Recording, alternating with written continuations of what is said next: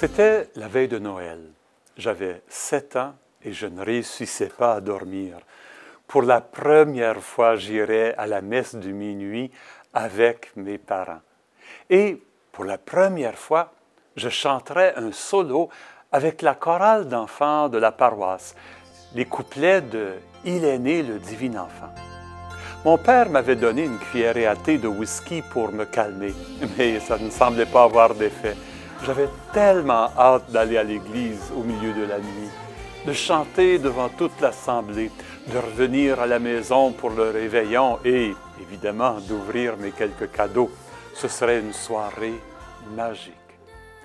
Et c'est peut-être pour cela que, encore aujourd'hui, je reste attaché à la vieille musique de Noël, ces anciens cantiques, chantant la naissance de Jésus sur des airs tirés de notre patrimoine folklorique, demeurent pour moi des sources d'inspiration. Certes, les mélodies contemporaines sur des mots chantant le Père Noël, les sirènes, les sapins, la neige, ils peuvent bien nous charmer.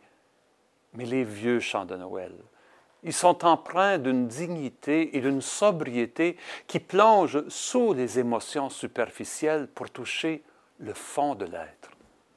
Entre le bœuf et l'âne gris, dort, dort, dort le petit-fils. 1000 anges divins, 1000 séraphins volent tout autour de ce grand Dieu d'amour. Il raconte simplement la naissance de cet homme qui changerait le monde. Et déjà sont évoqués à grands traits le contenu de son message. Respect de l'autre, simplicité de vie, accueil du pauvre, compassion de Dieu, foi, espérance, amour.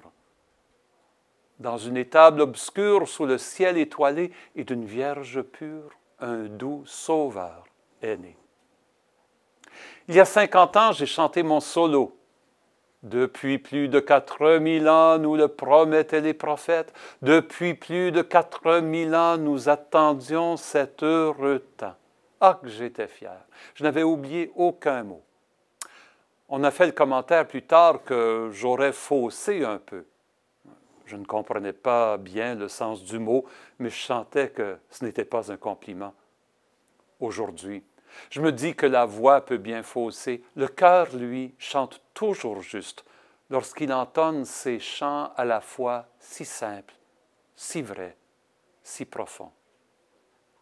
Mes amis, je nous invite cette année, au milieu de tous les stress que peut provoquer la vie, avec ses multiples défis et problèmes, de nous arrêter lorsqu'on entend un de ces anciens cantiques. Prenons le temps de les écouter, de les savourer, de les méditer. Soyons attentifs aux paroles et au sens qu'elles portent, au message qu'elles veulent nous transmettre. Et chantons-les nous-mêmes, dans la solitude, en famille, en groupe. On ne chante plus assez.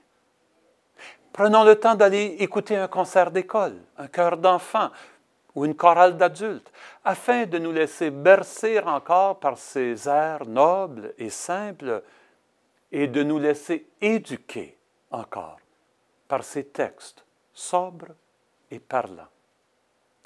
Et n'arrêtons pas de les écouter le 26 décembre. L'Église chrétienne célèbre le temps de Noël non pas comme un seul jour, mais comme une série de fêtes qui s'étalent de la Nativité au baptême de Jésus, en passant par la fête de Marie, Mère de Dieu, et l'Épiphanie. Nous avons tout le temps voulu pour goûter profondément à ces trésors de notre héritage.